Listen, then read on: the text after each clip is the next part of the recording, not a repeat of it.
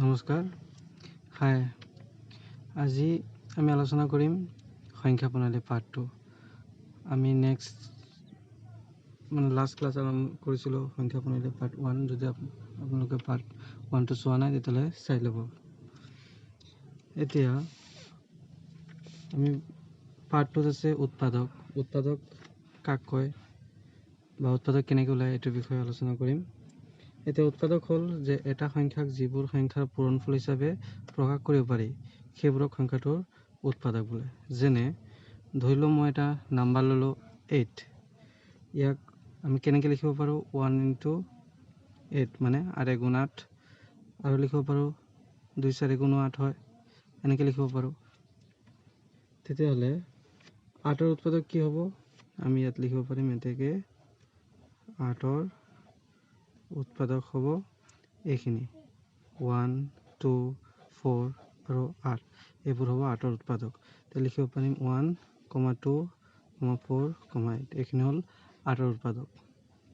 তো চেম আৰু এটা নাম্বাৰ লৈ চাওঁ, 12 ল'লোঁ, 12। তো এইটো চেম এনেকৈ লিখিলে কেনেকৈ লিখিব পাৰিম? আমি লিখিব পাৰিম 1 × 12 মানে 12 × 12। আৰু কি পূৰণ কৰিলে 12 হ'ব? 2ৰ লগত 6 পূৰণ কৰিলে 12 হয়, আকৌ 3ৰ লগত 4 পূৰণ কৰিলে 12 হয়।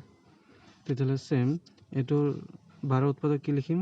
আমি লিখিম এতেকে 12ৰ উৎপাদক হ'ব এইখিনি 1, 2, 3, 4, 6 আৰু 8, 12।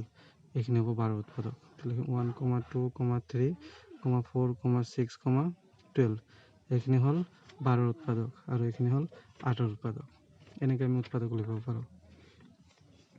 তাৰপিছত বাকীখিনি নিজে কৰি চাবা এনেকৈ উৎপাদক উলিয়াই। এতিয়া হ'ল গুণিতক কেনেকৈ উলিয়ায়। গুণিতকবোৰ কি? গুণিতক কাক বোলে? যে গুণিতক হ'ল যে এটা সংখ্যাৰে যিবোৰ সংখ্যাক বাকী নোলোৱাকৈ হৰণ কৰিব পাৰি সেইবোৰকে সংখ্যাটো গুণিতক বোলে। যেনে আমি ধৰিলোঁ ছাপ'জ 5 ধৰিলোঁ। তো 5ৰ গুণিতক 5 × 1 কি হ'ব? 5। আৰু লিখিব পাৰোঁ যেনে 5ৰ লগত 2 পূৰণ কৰিলে 10 হয়। এইবিলাক হ'ল গুণিতক। 5ৰ লগত যেতিয়া 1 পূৰণ কৰিম 5, 5ৰ লগত 2 পূৰণ কৰিলে 10 হয়। চেম 5ৰ লগত 3 যদি পূৰণ কৰোঁ 15, 5ৰ লগত 4 পূৰণ কৰিলে 20। এইবিলাক হ'ল গুণিতক, 5ৰ গুণিতক। তেতিয়াহ'লে 5ৰ লগত 5 পূৰণ কৰিলেও কিমান হ'ব? 25। এইটো হ'ব 5ৰ গুণিতক। এইবিলাক চব 5ৰ গুণিতক। 6 পূৰণ কৰিলে 7 পূৰণ কৰিলে যিমান হ'ব এইবিলাক হ'ব 5ৰ গুণিতক। ঠিক যেনে আৰু এটা নাম্বাৰ লৈ লওঁ, যেনেকৈ 7 ল'লোঁ। তো 7ৰ লগত কি হ'ব?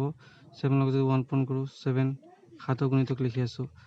7ৰ লগত যদি 2 পূৰণ কৰোঁ 14, 7 × 2 = 14, 3 পূৰণ কৰিলে 21। এনেকৈ ওলাই গৈ থাকিব।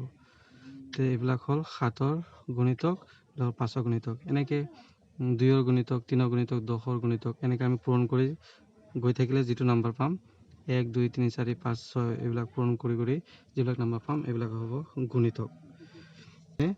এটা সংখ্যাৰ উৎপাদকবোৰৰ ভিতৰত যিবোৰ মৌলিক সংখ্যা সেইবোৰক সংখ্যাটোৰ মৌলিক উৎপাদক বোলে। যেনে মই এটা নাম্বাৰ ল'লোঁ ইয়াত ছাপ'জ 18। তো 18 ল'লে ইয়াক আমি এনেকৈ লিখিব পাৰোঁ, আগত যেনেকৈ উৎপাদক ওলাইছিলোঁ 1 × 18 এনেকৈ হ'ব। আকৌ কি লিখিব পাৰিম? 2ৰ লগত 9 পূৰণ কৰিলে 18 হয়। তাৰপিছত 3ৰ লগত 6 পূৰণ কৰিলে 18 হয়। তেতিয়াহ'লে ইয়াত যেনেকৈ উৎপাদক ওলাইছিলোঁ তেতিয়াহ'লে 18ৰ উৎপাদক কি হ'ব? আমি ইয়াত লিখিব পাৰিম 18ৰ উৎপাদক লিখিব পাৰিম। এইবোৰ হ'ল উৎপাদক, আগতে পাইছোঁ। এইখিনি হ'ব উৎপাদক। তেতিয়াহ'লে ইয়াত হ'ব 1, 2, 3, 6, 9, 18। এইখিনি হ'ল 18ৰ উৎপাদক। এতিয়া এইখিনি হ'ল 18ৰ উৎপাদক। এতিয়া হ'ল ইয়াৰ ভিতৰত মৌলিক সংখ্যা কোনবোৰ? আমি পাৰ্ট 1ত মৌলিক সংখ্যা কাক বোলে বা মৌলিক সংখ্যা কোনবোৰ আমি ইয়াৰ বিষয়ে পঢ়িছিলোঁ। তো ইয়াৰ ভিতৰত মৌলিক সংখ্যা হ'ল দুটাই আছে ইয়াত, এটা হ'ল 2, এটা হ'ল 3।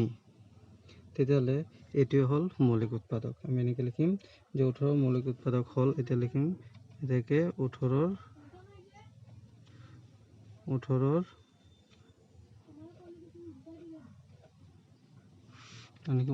মৌলিক উৎপাদক হ'ব 2, 3। এইটো হ'ব 18ৰ মৌলিক উৎপাদক। এতিয়া আমি আৰু এটা নাম্বাৰ লৈ চাওঁ, যেনেকৈ ছাপ'জ ল'লোঁ 30 কি হ'ব? 30 × 30।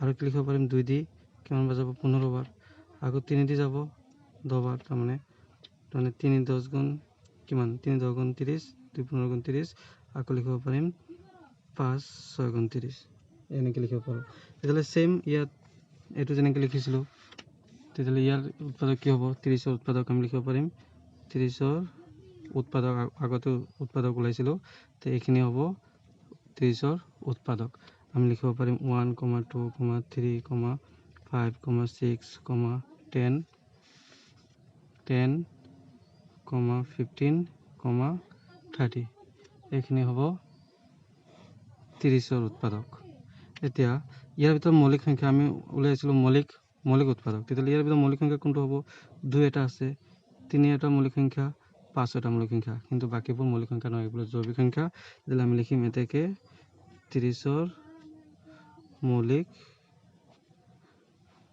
উৎপাদক হ'ব 2 3 5 এনেকৈ আমি মৌলিক উৎপাদক ওলাম তো প্ৰথম উৎপাদক ওলাই ল'ম আগৰ যেনেকৈ উৎপাদক ওলাইছে তাৰ ভিতৰত চাম এই উৎপাদকৰ ভিতৰত কোনটো মৌলিক সংখ্যা আছে যিটো মৌলিক সংখ্যা আছে এইটো হ'ব মৌলিক উৎপাদক সেম ইয়াতো সেম এতিয়া হ'ল সাধাৰণ উৎপাদক কেনেকৈ ওলায় মৌলিক উৎপাদকটো বুজিলোঁ এতিয়া সাধাৰণ উৎপাদক কেনেকৈ ওলায় সাধাৰণ উৎপাদক এনেকৈ ওলাম যে যি দুটা নাম্বাৰ আমি প্ৰথমত এনেকৈ 18 ধৰিলোঁ 18 বা 30 ইয়াৰ ভিতৰত আমি উৎপাদক ওলাই ল'লোঁ এনেকৈ এইখিনি হ'ল উৎপাদক সেম 30 ল'লোঁ 30 উৎপাদক এতিয়া চাম যে এই যি দুটা উৎপাদক ওলাইছোঁ আমি 18 আৰু 30ৰ যিখিনি উৎপাদক ওলাইছোঁ এই দুটাৰ ভিতৰত কোনকেইটা উৎপাদক দুইটাতে আছে তেতিয়াহ'লে এইটো হ'ব সাধাৰণ উৎপাদক তো আমি এতিয়া লিখিম 18 আৰু আমি লিখিম 18 আৰু 30ৰ সাধাৰণ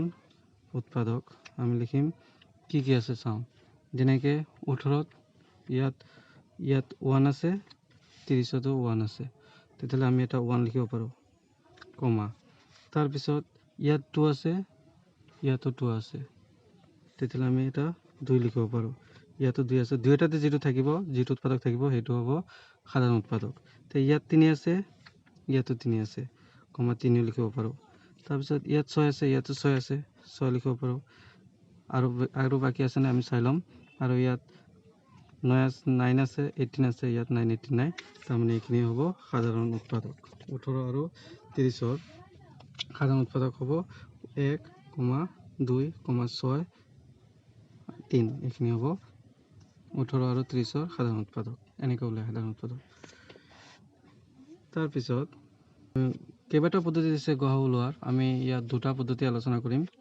তোমালোকৰ যেটো ইজি লাগে এইটো কৰিবা তেতিয়াহ'লে প্ৰথমত সাপোজ ধৰিলো এটা নাম্বাৰ ধৰিলো 32 আৰু আমাৰ 56 এই দুটা নাম্বাৰত আমি গ সা উ ওলাব লাগে কেনেকৈ ওলাম এতিয়া প্ৰথমত গ সা উ ওলাই লওঁ যে আমি প্ৰথমত আমি এনেকৈ লিখিম গ সা উ ওলাইছো 32 ইয়াৰ উৎপাদকবোৰ ওলাই লম 1 * 32 এনেকৈ লিখিব পাৰোঁ তাৰপিছত আকৌ কেনেকৈ কিমান পূৰণ কৰিলে 2 লগত 16 পূৰণ কৰিলে 32 হয় 16 2 গুণ 32 হয় তাৰপিছত 4 8 গুণ 32 এনেকৈ লিখিব পাৰোঁ আৰু এটা এতিয়া 56ৰ এনেকৈ উৎপাদক ওলাই ল'ম 56 সেম লিখিব পাৰিম 1 * 56 তাৰপিছত লিখিব পাৰিম 2 লগত কিমান কৰিলে আমি যদি 28 পূৰণ কৰোঁ তেতিয়াহ'লে 56 হ'ব তাৰপিছত 4 লগত 4 14 গুণ 56 তাৰপিছত 7 8 গুণ 56 এইখিনি আমি উৎপাদক তেতিয়াহ'লে আমি লিখি ল'ম যে 32ৰ উৎপাদক হ'ল ইয়াত লিখি ল'ম 32ৰ উৎপাদক হ'ব কি 1 2 4 8 আৰু কি আছে 16 32 এইখিনি হ'ল 32ৰ উৎপাদক আৰু 56ৰ উৎপাদক কি হ'ব আমি লিখিম ইয়াত 56ৰ উৎপাদক হ'ব 1 2 4 7 তাৰপিছত আৰু কি আছে 8 14 28 56 এইখিনি হ'ব 56ৰ উৎপাদক এতিয়া গ সা উ হ'ব এই দুটা 32 উৎপাদক এইটো আৰু 56 উৎপাদক এইটো। এতিয়া আমি এই দুটাৰ ভিতৰত সাধাৰণ উৎপাদক ওলাই ল'ম। আগত যেনেকৈ ওলাইছিলোঁ সাধাৰণ উৎপাদক। সাধাৰণ উৎপাদক কি হ'ব? আমি ইয়াত লিখিম এতেকে 32 আৰু 56ৰ সাধাৰণ উৎপাদক কি হ'ব? সাধাৰণ উৎপাদক মানে মই কৈছিলোঁ যে যি উৎপাদক দুয়োটাতে থাকিব, যেনেকৈ ইয়াত 1 আছে, ইয়াতো 1 আছে, তেতিয়াহ'লে এটা 1 ল'ম, ইয়াত 2 আছে, ইয়াত 2 আছে, 2 ল'ম, কমা ইয়াত 4 আছে, ইয়াত 4 আছে, 4 ল'ম, তাৰপিছত ইয়াত 8 আছে, ইয়াত 8 আছে, 8 ল'ম, আৰু কিবা আছেনে? আৰু নাই। আমি 32 আৰু 56ৰ সাধাৰণ উৎপাদক হ'ল এইটো, মানে 1, 2, 1, 2, 4, 8। এতিয়া গড় কোনটো হ'ব? এনেকৈ যদি উলিয়াই লওঁ, সাধাৰণ উৎপাদক ওলাই লওঁ, তেতিয়াহ'লে গড় হ'ব আটাইতকৈ ডাঙৰ যিটো সাধাৰণ উৎপাদক, এইটো হয় গড়। মনত ৰাখিবা। তেতিয়াহ'লে আমি লিখিম এতেকে 32 আৰু 56ৰ গড় হ'ব 8। মানে সাধাৰণ উৎপাদক যিটো আটাইতকৈ ডাঙৰ সাধাৰণ উৎপাদক হ'ব, এইটো হ'ব গড় হৈছে। তো গড় আমি আৰু এটা পদ্ধতিটো ওলাব পাৰোঁ, যেনেকৈ একদম সহজ পদ্ধতি। মই দুটা বেলেগ অন্য দুটা বেলেগ নাম্বাৰ লৈ চাওঁ, যেনেকৈ আৰু এইটো 2 নম্বৰ দিওঁ, ধৰি লওঁ 18 ল'লোঁ আৰু 30 ল'লোঁ। এই দুটাৰ গড় উলিয়াব লাগে আমাৰ। কেনেকৈ উলিয়াম এতিয়া? আমি এনেকৈ উৎপাদক ওলাব পাৰোঁ, 18 আৰু 30 এই দুটাক আমি এনেকৈ কৰিব পাৰোঁ যে এতিয়া 2 দি হৰণ কৰিলে কিমান বাৰ যাব? 9 বাৰ, আৰু এইটো 15 বাৰ। তাৰপিছত 3 দি কৰিলে 3 3 গুণ 9 আৰু 3 5 গুণ 15। আমি এনেকৈ উৎপাদক উলিয়াব পাৰোঁ। এতিয়া 18 আৰু 30ৰ গড় কেনেকৈ লিখিম? মনত ৰাখিবা, এই ছাইডত যিখিনি উৎপাদক থাকিব, এইখিনি পূৰণফলে হ'ব আমাৰ HCF, মানে গড়। আৰু ইয়াৰ লগত এই সকলোখিনি যদি পূৰণ কৰোঁ, তাৰমানে এইখিনিতো পূৰণ কৰিলে HCF হ'ল, আৰু এই HCFৰ লগত মানে গড়ৰ লগত যদি এইখিনি পূৰণ কৰোঁ, তেতিয়া আমি LCM মানে লসাগু পাম। পিছত LCM, তেতিয়া এইখিনি পাম। এতিয়া গড় মানে এই ছাইডৰখিনি পূৰণ কৰিলে যিমান হ'ব, এইখিনি হ'ব গড়। তেতিয়াহ'লে আমি লিখিম ইয়াত 18 আৰু 30ৰ গড় হ'ব, ইয়াত কি আছে? 2 আৰু 3, এই দুটা পূৰণ কৰি দিলে 2 × 3 কিমান হ'ব? 6। ইয়াৰ গড় হ'ব 6। দুটা নাম্বাৰ লৈ লওঁ, এইটো এটা লৈ লওঁ 32 আৰু 56, যেটা আগত উৎপাদক ওলাইছিলোঁ। আমি এইটো এনেকৈ উৎপাদক ওলাই লওঁ, চাওঁ 2 দি কিমান বাৰ যাব? এইটো 2 দি হৰণ কৰিলে 16 বাৰ, আৰু এইটো 28, 16 2 গুণ 32, 28 2 গুণ 56। এইটো আকৌ আমি 2 দি হৰণ কৰিলে এইটো কিবা 8 বাৰ, 8 2 গুণ 16, আৰু এইটো 14 বাৰ, 14 2 গুণ 28। চেম 2 দি আকৌ কৰিলে 4 2 গুণ 8, এইটো, আৰু এইটো কিমান বাৰ যাব? 7 2 গুণ 14। আমি এনেকৈ উৎপাদক ওলাব পাৰি। এতিয়া মই প্ৰথমতে কৈছিলোঁ, এইখিনি চব পূৰণ কৰিলে ছাইডত যিখিনি থাকিব, এইখিনি পূৰণ কৰিলে এইটোক কয় গড়, HCF হৈছে। এতিয়া লসাগু মানে হ'ল এই গড়ৰ লগত, মানে এই ছাইডৰখিনি যিমানখিনি থাকিব, এইখিনিৰ লগত এই বাকী যিখিনি ৰৈ যাব, এইখিনি পূৰণ কৰিলে হৈ যাব এইটো লসাগু, মানে LCM। তাৰমানে আমি লিখিব পাৰিম 32 আৰু 56ৰ